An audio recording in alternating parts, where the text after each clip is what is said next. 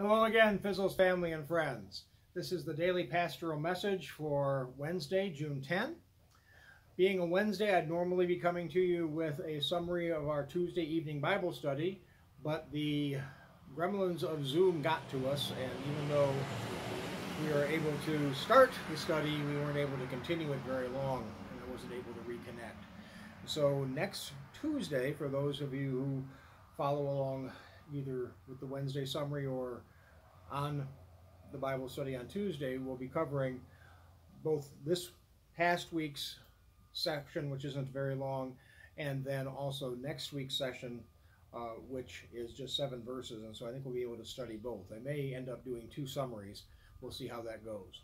But for today, since I needed to have a meditation, I'm going to come to you again out of Walter Brueggemann's Ode to Heaven Rooted in Earth, his collection of prayers that he prayed at the start of his seminary classes. And so this is a prayer that he used on September 19th, 2001, which would have actually only been 8 days after 9/11. Not always for you. We yearn in every season for your presence. We know that our hearts will be restless until they rest in you.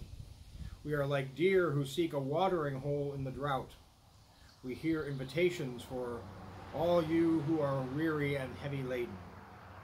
An approach to you seems ready and easy.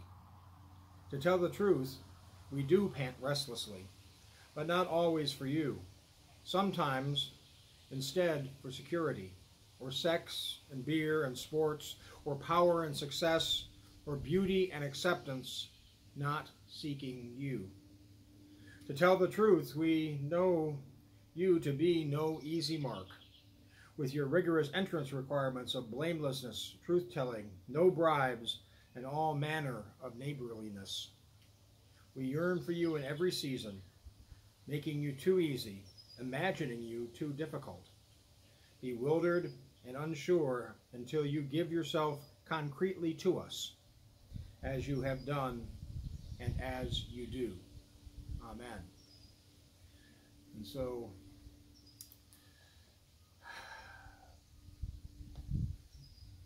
analyzing a prayer sometimes is like analyzing a joke, particularly prayers so poetic as Dr. Brueggemann's. And so just keep the thought in mind that God is God and we are not, and that God comes to us and is there for us and is our ultimate concern if God is truly God, and not the things that he lists there that sometimes seem to take precedence over God. And so as we continue through this pandemic, know that God is with us and God cares and loves us. Let us pray. Loving God, we thank you for your presence with us in all times, times of joy and times of sorrow, times of comfort and times of concern. We thank you, O Lord, for your healing spirit that touches each of us and helps make us strong. We ask, O Lord, that that spirit will